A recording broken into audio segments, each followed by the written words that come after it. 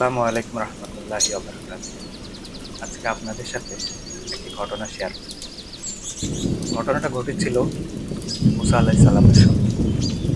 একদিন মুসা আলাইহিস সালাম হেঁটে যাচ্ছিলেন।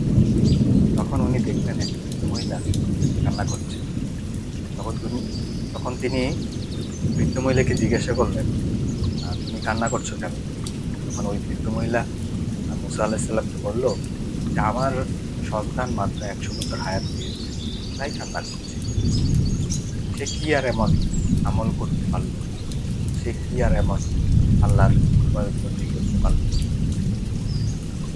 তখন মুসা আলাইহিস সালাম ওই বৃদ্ধ মহিলাটিকে বললেন, "আখিরি নবী যে আসবে তার হায়াত খুবই কম হবে এবং উনার উম্মতরাও খুবই কম হায়াত পাবে।"